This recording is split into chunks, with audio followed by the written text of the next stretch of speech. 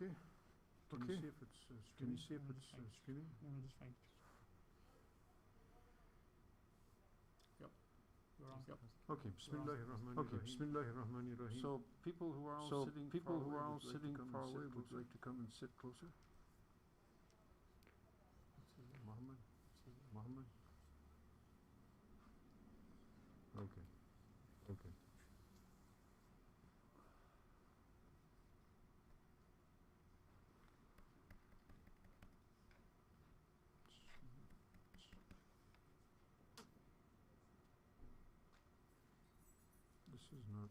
This is not working. Go.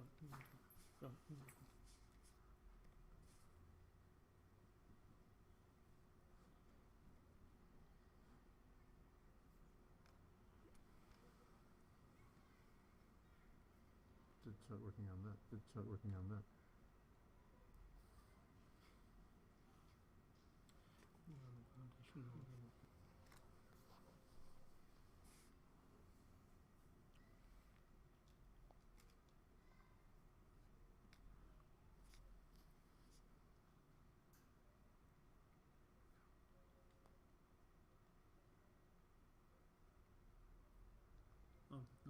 Oh no, it's working. You're on slide 145. Yep. So. Yep.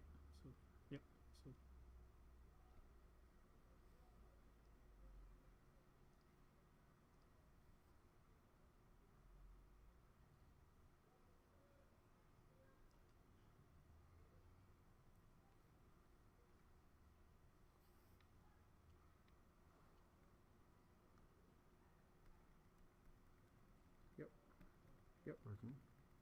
Okay. Bismillahirrahmanirrahim. Alhamdulillahi Rabbil Alameen. Salatu wassalamu ala sayyidina wa ala alihi wa sahbihi ajma'in, amma ba'd.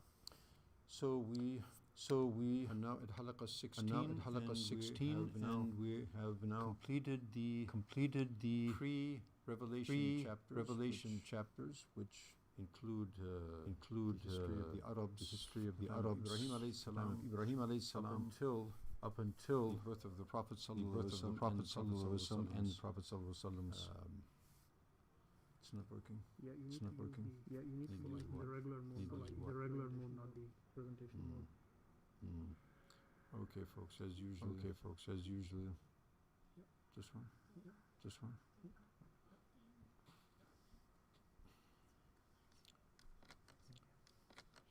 Yep. Is it working?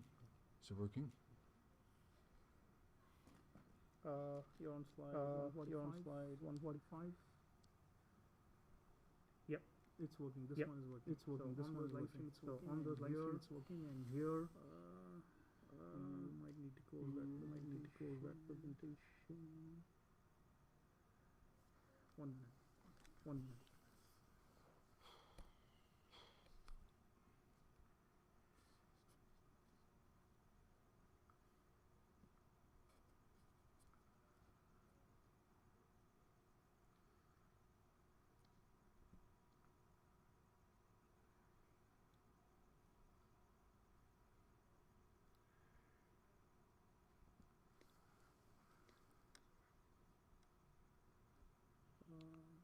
Um, 147.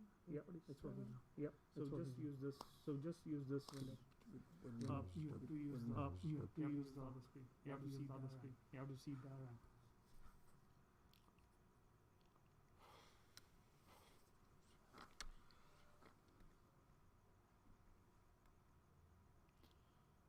Okay.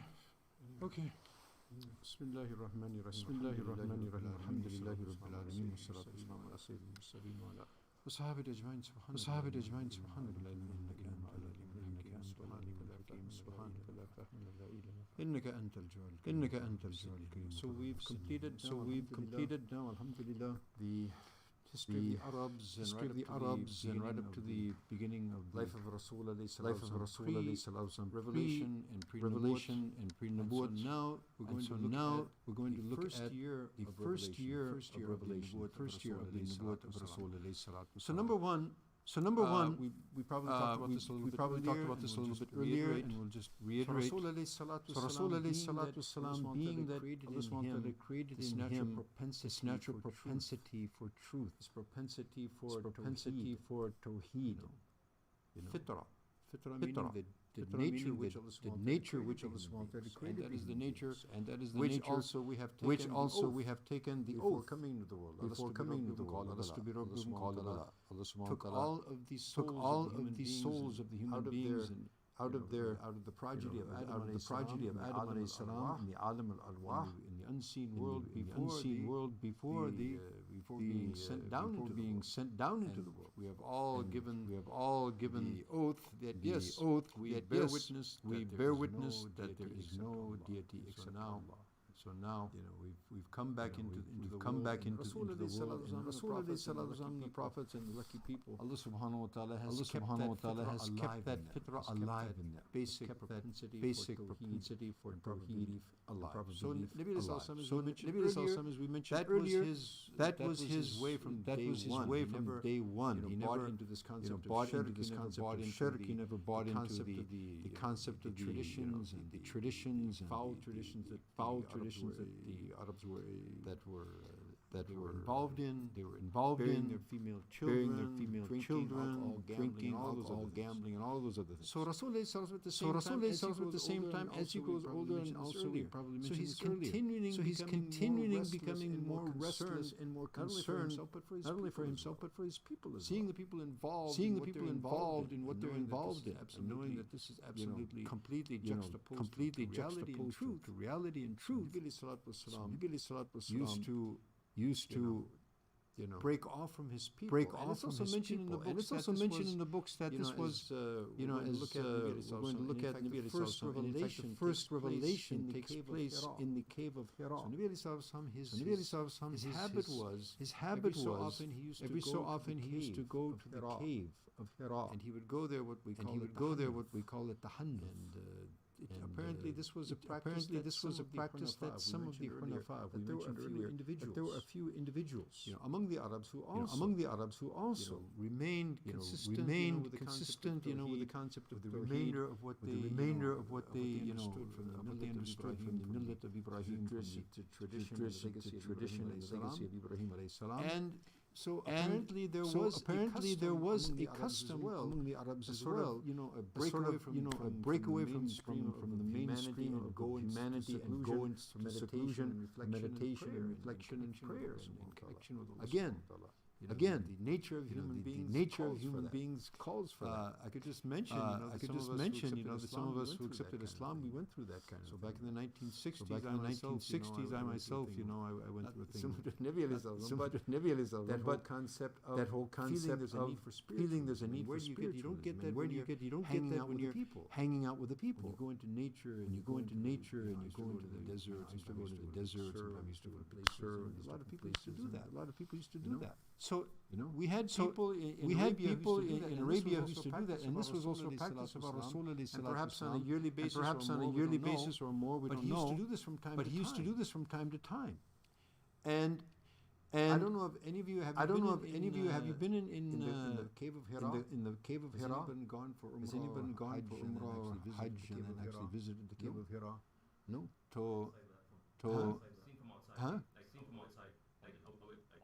From the bottom. No, that's something you really have to go and see. Any of you go for Umrah and Hajj, you go for Umrah and Hajj. Huh? What's that? It's not on? It's not on? Oh. But you can hear me anyway, right? Oh, there's some ladies. Okay. So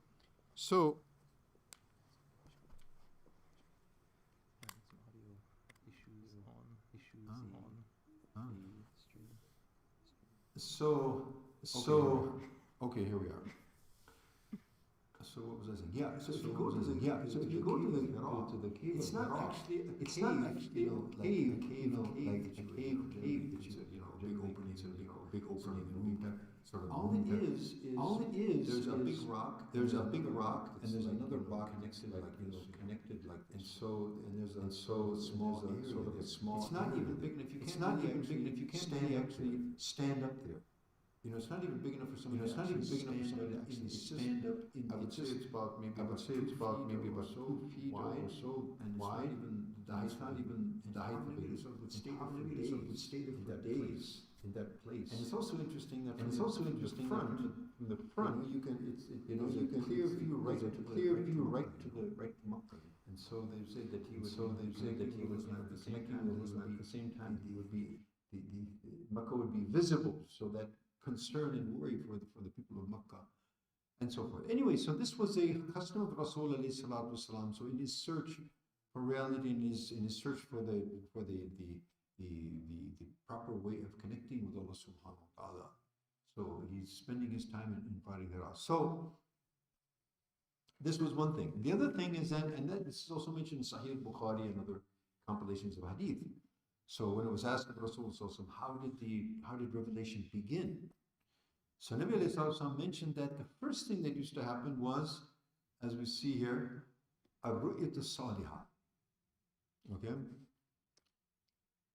So ru'yat as-salihah is seeing a dream, a good dream, and then whatever he would see in his dream, it would come out kafalak as-sabah. In other words, just exactly how he saw it, so it would actually manifest exactly how he would see those things. Okay. وَحُبِّبَ إِلَيْهِ الْخَلَاء. Khala meaning to be alone, away from the people. And as we mentioned, going to the Ghari Hira and, remaining there, in what they call tahannut, in whatever type of worship that he, that he was aware of, which was probably a remnant of the teachings of Ibrahim alayhi salam. And so it was there in the cave of Hira, and also significantly in the month of Ramadan. And it's mentioned probably in the year 610 in the conventional calendar. So it was there in the Ghari Hira that Jibreel alayhi salam first came to Rasul alayhi salatu wasalam. And it's very amazing that, the whole sequence of events. So Jibreel alayhi salam came to Rasul alayhi salam, obviously not in his original form, which in his original form it would fill up from east to west, such a huge figure. So in the shape of, generally he would come in the shape of a man. And in fact, there was an Arab by the name of Yahya Kalbi, who was a very handsome and very beautiful individual, and he was well known to the Arabs, and he was used as an ambassador for the Arabs also. So Jibreel would at times come in the form and in resemblance of Yahya. In any case, so Jibreel came to Rasulullah and got a hold of him and hugged him. And hugged him so tightly that Rasulullah says, "Well, balagha minni al-juhd." So what does that mean? So to the extent that I thought I was perhaps going to be squeezed to death. And so what's spiritually, what transmission is going on in that hug, Allah knows, But so after hugging Rasulullah salatu wasalam with this very, strenuous hugging, and then he says, read. So the Nabi sallallahu says, and he's illiterate, as we mentioned earlier. So I don't read and write. I'm not a person who knows reading. So Jibreel again caught hold of him and squeezed him again. Until he says again, I thought it was going to be over. And then again he released him. Iqra, read. I'm not a reader. I don't read. Again, a third time. Right? And then again, Iqra. I'm not a reciter, I don't read. And so then, and as usual, our PowerPoint doesn't work. What? Take the mouse all the way to the right. All the way to the right. Yeah, and right click on the screen. Yep. Okay. Now, and so the first 5 ayats of Surah Falaq were revealed. Bismillahir Rahmanir Rahim. اقرأ باسم ربك الذي خلق الإنسان من علق اقرأ وربك الأكرم الذي علم بالقلم علم الإنسان ما لم يعلم. Proclaim, read in the name of your Lord who created. Read. Now it's significant. What is the first word? Not in fact the first surah or the first ayat, the first word of the Quran, of revelation is what? Iqra, read.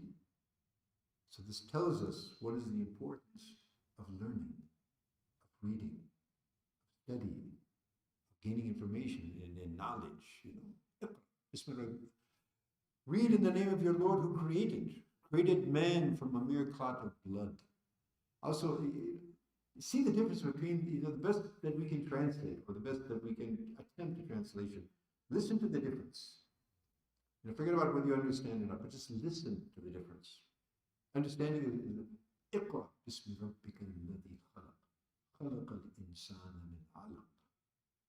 It's just beautiful. And in English, you lose the whole, you know, leave alone the meanings, but even the sound of the words, you know, and being a former musician, you know, so it's like, you know, when people ask me, you know, did you leave music? I said, no, I didn't leave music, I just went to a higher form. Absolutely, really. It's just, you know, magnificent. Iqra bismi rabbika alladhi khalaq, khalaqa al-insana min alaq, iqra rabbuka al-akram, alladhi allama bil-qalam, allama al-insana ma lam ya'lam. It's not poetry, it's not, you know, prose, it's Quran. Okay, so anyway, but to get an idea of what's being mentioned, you know, here. So proclaim, read in the name of your Lord who created man from mere clot. You know, so we need to reflect where we came from. What is our origin? Thinking we're so great and so almighty and powerful. We're created from, you know, a drop of fluid and then a clot of blood. Proclaim, Iqra, Rabbuka al-Akram, and your Lord is the most bountiful and the most generous. Akram, it has so much more meaning, you know, this is not actually the meaning of it, but something to that extent. Who has taught by the use of the pen? Allama bil-qalam. So, you know, in class, we always tell the students, you know, don't discount the qalam, ever. Even you've got your iPad, you've got your iPhone, you've got your whatever. Qalam. Allah subhanahu wa ta'ala, also there's a whole surah of qalam. وَالْقَلَمِ وَمَا يَسْطُرُونَ, it's going to come very soon. So Allah subhanahu wa ta'ala swears by the pen. He doesn't swear by the iPad. So keep that in mind. And if you look at that also, you know, significantly, what's happening now is children they're losing touch with the reality of writing and reading because they don't write anymore. They type. And they don't even type correctly. They type all this new, you know, cyber language, you know. And so what's happening is we're losing touch with real knowledge because we don't write. So don't leave the pen, don't leave the pencil, pen, write. And also, when you write, it has an effect, you know, on the mind and on the heart. Just typing, punching keys, it doesn't give you that effect. It's very critical, you know. So I would, you know, highly, you know, strongly stress to our parents, you know, attending, you know, see that you're, you know, make this beloved, make it, you know, the habit of writing beloved to your kids, you know, some way or another, come up with creative solutions for that. Okay, so this is the first 5 ayats of Surah Qalam. Is the first Quran, is the first portion of the Quran which was revealed to Rasul alayhi salam. The rest of the surah came later, but the first 5 ayats came. Okay, now you could just try and imagine yourself, you know, you have no concept of angels and Jibreel and revelation, and you're just, you know, in this cave and you're in the wilderness, and this kind of event takes place. I mean, that, you know, it was just such an awesome thing. And even Rasulullah, however, Allah created it, was a magnanimous event which shook him to the core. And so now, you know, and so he says, Raja ila Khadija, yani tarjibu fuwada. I mean, his heart and his whole being was just shaken. Obviously, I mean, this is just magnificent. And then that squeezing, that hugging of Jibreel, no one can imagine, you know, an angel, you know, the archangel Jibreel, squeezing like that. So he came back to Khadija and he was, you know, he said, you know, Zammiluni, zammiluni, cover me up, I need, support. And Khadija radiallahu ta'ala anha, Allahu Akbar. Now, if you remember, already she had inklings, and there was already isharat, there was already indications. People told her, and people saw things, and his mother saw things. So she had been, along the way, was prepared for this event, for this very day. And she had identified that this is a special person, and other things, happened, and the mention, of the monks and all of that actually she was aware of all that. So as soon as Rasulullah came and said, this is what happened, and Nabi himself said, "Khiftu ala nafsi," I was afraid of, for myself. What's going to happen? I might perish. I don't know. Various interpretations of that statement of Rasulullah. But in any case, Khadija radiallahu anha was not shaken in the minutest. Kalla la yukhzika Allah abada. By no means. Allah subhanahu wa ta'ala will never humiliate you. And she iterated, the salient characteristics of Rasulullah. You feed the poor, and you give support to the supportless. Those people who have nothing, you make them a taqsib al-ma'adum. The people who have nothing, you give them. And all of these characteristics, these salient characteristics. Looking after the guests and so forth and so on. So, and we mentioned earlier that there were also individuals at that particular, at that era, who also were on that fitrah, who were on that natural propensity of tawheed and true belief, and among them was Waraqah. And we mentioned earlier that he had become actually a Christian, and he could read and write, and he was also quite learned in terms of the former scriptures. And he was also, the cousin of Sayyidah Khadija radiallahu anha. So she took him, and he was also, as we mentioned, that the Jews and the Christians, and also the soothsayers, everybody was waiting for the prophet who was about to come. They all had indications of that. And he also was aware that there is going to be a prophet coming. He was waiting for that. So obviously, as soon as this was related, and Khadija radiallahu anha brought Rasulullah to Waraqah, said, "Mada tara ya ibni akhi?" What did you see? What did you see? And so Rasulullah mentioned, about Jibreel coming and so forth and so on. So he said, yes. That is the special envoy of Allah subhanahu wa ta'ala, the archangel Gabriel, Jibreel alayhi salam, who had come with the revelation to Musa and to others, of course. And then Waraqah, he said this very famous thing. He said, "Oh, I wish I would be a young man and strong and be able to defend you and come to your service when your people set you out from your home." This was a shock. Rasulullah says, "Awa mukhrijiyahum?" They're going to send me out? They're the ones who call me a Sadiq al-Amin. They're the ones who gave me the black stone to put me right. So this was unthinkable. The person who everybody loved him and everybody respected him and everybody was hoping that this is going to be perhaps, the next chief of Quraysh, even though he was never considering that for himself. He said, yes. So Waraqah says, yes, of course, that's going to happen. Definitely that's going to happen. He said, nobody comes with what you're going to bring to them except their people become their enemies. Allah. And so did it happen. Okay? Now the next revelation that comes, Allahu Akbar. And after a period of time, and so now this revelation, the revelation stops, and there's a period of time before any other revelation comes. So now Nabi Sallallahu is just concerned and worried, and so what happens? So ultimately Allah subhanahu wa ta'ala reveals the next revelation, Surah Al-Qalam. Bismillahir Rahmanir Rahim. Noon wal qalami wa again, qalam.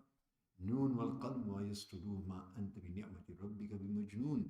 Wa inna laka la ajran ghayra mamnoon wa innaka la ala khuluqin azim. Satubsiru wa yubsirun bi ayyikum maftun. Inna rabbaka wa a'lam man dhalla an sabili wa a'lam. So again, Allah subhanahu wa ta'ala mentions noon. We mentioned about this huruf al-muqatta. right? These huruf that come, these letters that come in the beginning of the surahs. So what do they mean? Allah knows what they mean. But this much we definitely know what they mean, that Allah knows and we don't. Wallahu ya'lamu antum la ta'lamun. So Allah subhanahu wa ta'ala again, affirms this. Moon. By the qalam, by the pen, again the pen. And that which they write, who's they? Perhaps the angels, the scribes, who write all that is going to be, is going to be. And in fact, the first thing that, as Rasulullah also mentioned, the first thing that was created was the pen. And then Allah subhanahu wa ta'ala told the pen, write. So the pen asked, what should I write? Write whatever is going to happen in the universe. Can you imagine? Allahu Akbar. It can also refer to what people are writing. Imagine all the writings that have taken place in the history of mankind. So what a magnanimous oath. Perhaps all the scribes, in the high heavens have written, in the writing of all the maqadir, all of destiny. At the same time, all that has been written, by humanity, by the scholars and by others, right? So what a magnanimous oath. So what is Allah subhanahu wa ta'ala swearing about? You are not, by the grace of your Lord, mad or possessed. That's also one of the tafsirs or the explanations of what Nabi said. I fear for myself, maybe I've become possessed, because they were aware of the jinns and they had soothsayers and all of that. So maybe this is something of some other supernatural nature that I'm not aware of. No, nothing of that sort. Neither are you mad, neither you're possessed, and verily you have a reward which is unfailing, unfailing, unending, and you'll never be, like a man is also, if someone gives you something, and gives you a gift, and then comes back and says, hey, I gave you so and so, so that's a kind of it kind of tarnishes, the feeling of being gifted, right? So anything of that nature, it's not going to end. There's no tarnishing of that gift, an unbelievable and an unthinkable gift from Allah subhanahu wa ta'ala. And indeed, you are upon an exalted standard of character. You are in a very exalted character, and the character of Nabi alayhi salatu wasalam is the character of Quran. Allah, the most perfect character that the species of human beings has ever seen and will ever see. Soon will you see, and they will see, which of you are afflicted of madness. And he's going to face this. He's going to face this from his people. They're going to call him madman. They're going to call him a poet. They're going to call him possessed. They're going to call him this. They're going to call him that. And Allah is consoling him. Whatever they say about you, pay no heed. What is important is what Allah subhanahu wa ta'ala says about you. And this is what he says. Verily your Lord knows the best, who has strayed from his path. He knows best who seeks and follows guidance. And similarly, then after that, also a period of silence. So we can imagine, what, on the one hand, the receiving of the revelation must have been such a magnanimous and strenuous, process. And it's also mentioned in the books of hadith that, and in Sirah, that when Nabi also actually revelation would come to him, so he would see him. In fact, Abdullah ibn Mas'ud mentions that he had his thigh under the thigh of Rasulullah, under the knee of Rasulullah. They were sitting together. The revelation came, and he said the weight that was coming on the Rasulullah, the weight of Nabi's leg upon my leg, I thought my leg was going to be crushed. Right? And he would see that, like raindrops of sweat would be, pouring from the face of Rasulullah, from his body. So such a strenuous thing, but at the same time, such a wonderful, thing. So on the one hand, it was extremely strenuous and fatiguing, but on the other hand, it was such a magnanimous spiritual experience. So Rasul, was waiting for this to happen again, and it wasn't coming. So Rasulullah also again became, anxious and stricken with anxiety that what's happened? Has anything happened? Have I done anything? And Allah subhanahu wa ta'ala further consoled him with the revelation of Surah Al-Duha.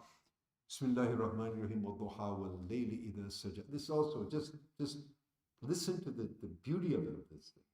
It's such a beautiful surah, you know. وَالضُّحَى وَاللَّيْلِ إِذَا سَجَى مَا وَدَّعَكَ وَلَلْآخِرَةُ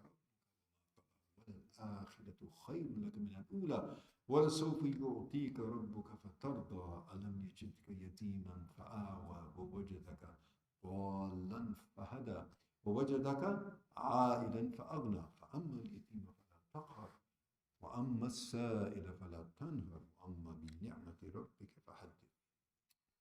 Allah.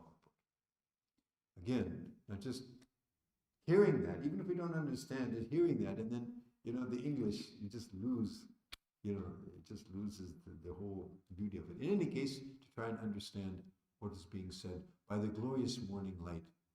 Wad-duha. Wad-duha is the morning light when it becomes, you know, at its fullest. Wal-layli idha saja. The night, when it actually, the meaning of that, when it covers the day. Saja. Covers the day with its darkness. Ma wadda'aka rabbuka wa ma qala.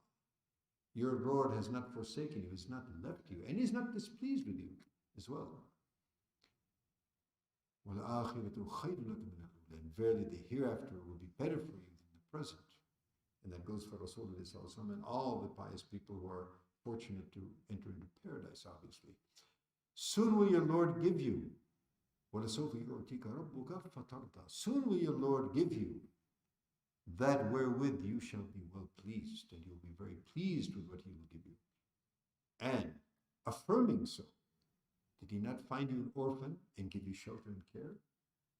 Rasulullah, as we know, first his father dies before his birth, and then his mother dies shortly thereafter, and then Allah subhanahu wa ta'ala opened the way for his upbringing, and found you wandering and gave you guidance, as we mentioned.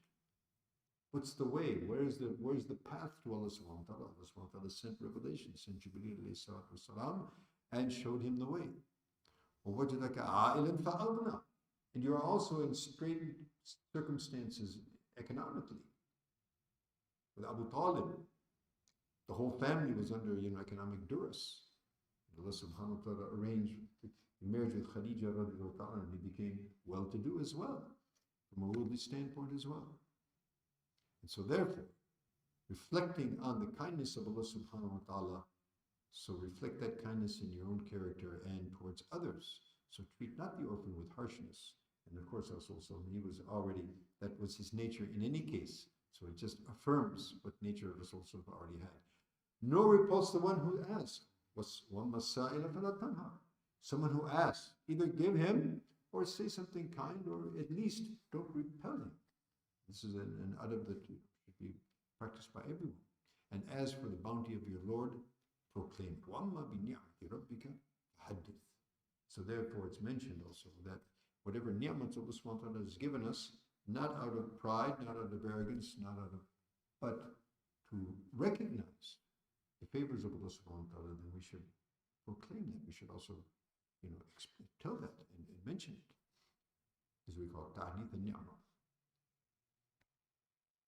And so that is the beginning of the revelation of Rasulullah sallallahu alaihi wasallam, and then another fatra comes, and another period of silence, and then inshallah what continues after that, and then ultimately the order for Rasulullah sallallahu alaihi wasallam to now convey this message. At this point, as we see, Nabi sallallahu alaihi wasallam has not been ordered to invite others.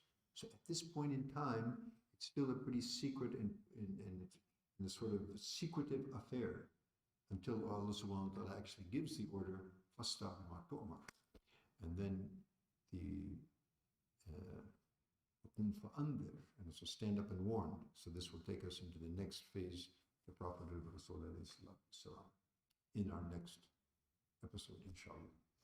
Any questions? Yeah. I've always wondered why, when Waraqah bin Nawfal was a Christian, Yeah. and when Rasulullah ﷺ went to him, Yeah. so he said that Jibreel alayhi salam is the same Namus, is the same who came to Musa Yeah. alayhi salam. Why did you not say the one? Yeah. So there's a couple of things that might, be the reason for that. Number one is the nature of what was given to Muhammad Sallallahu Alaihi Wasallam was more like the nature of what was given to Musa Alayhi Salam. Because Musa was given Torah, he was given the law, he was also given authority, and so actually the whole gamut of deen was completed more or less, at the hands of Musa Alayhi Salam. Isa Alayhi Salam was something of the nature of a mujaddid, if you would, reviver. So he didn't come with a new Sharia basically. He was basically following the Torah. There were some minor changes and takhfif, as we say, some sort of stringent regulations which perhaps were lightened, but he didn't come with a new Sharia. And therefore, this is one of the things that the Hawariyun, or the original followers of Isa alayhi salam, and it's also even still in the present day Bible, it says, something like this, that I've not been sent except to the lost sheep of Bani Israel. So he was actually the Khatam al-Nabiyyin for Bani Israel. So he was the last of the, Bani Ishaq, to actually come to the children of Bani Israel. And so he didn't, and also, he was much more limited in terms of the scope of what he came with. Of course, he came with Islam, but in other words, he didn't come with a new Sharia. He also never married, and also, a state wasn't formed, under him, and there was barely any followers. He had just a handful of followers. Also, later, in Christianity, when it spread, with a false name and false beliefs as well. So basically, he was a reviver. He was the last sort of chance for Bani Israel to come back to their religion and get back on their, on the original teachings, basically the teachings of the Torah, basically even though the Injil, and what was in the Injil, we have no clue really, because it's not existent, period. It's not present. The original Injil is not. What we have, what we call the New Testament, is really not the Injil whatsoever. It's a chronicle. It would be something more like what we would consider hadith or sirah, because it was these four, individuals who give their chronological and historical account of the events that took place, and perhaps they quoted certain things that they might have heard or what they understood from the Injil or like that. But actually, the Injil itself is not present. So that's one thing. The other thing is that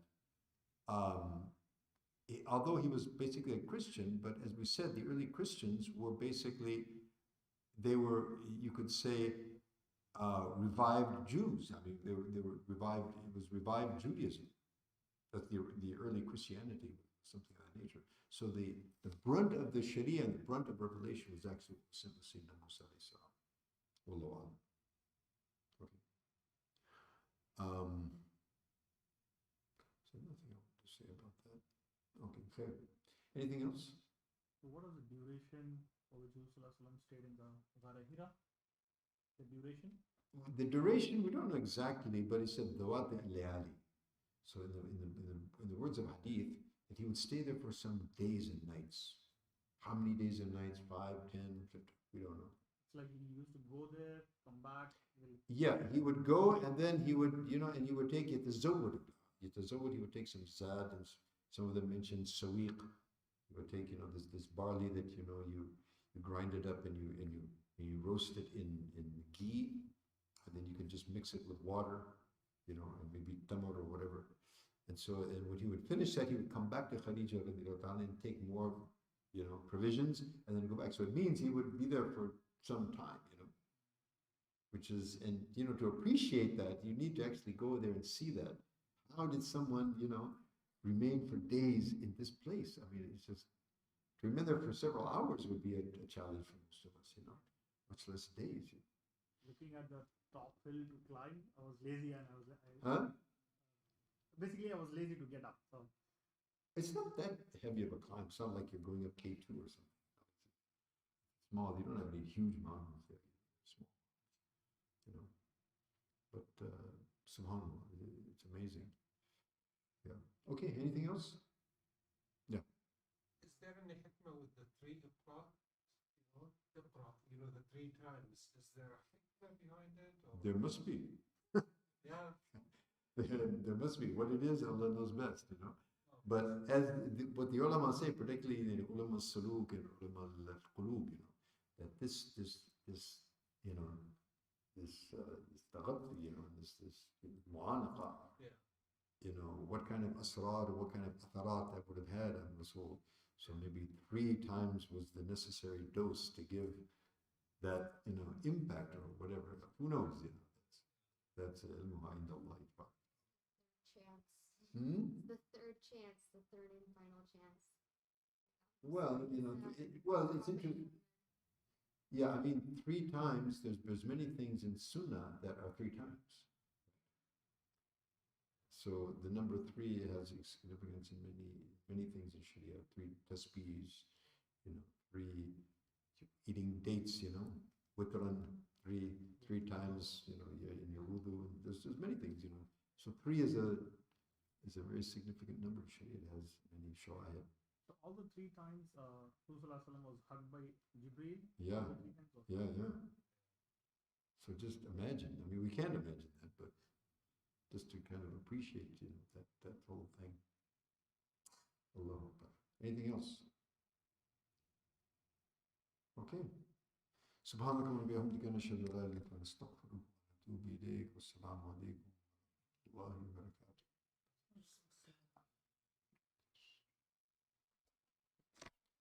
Lost. Huh?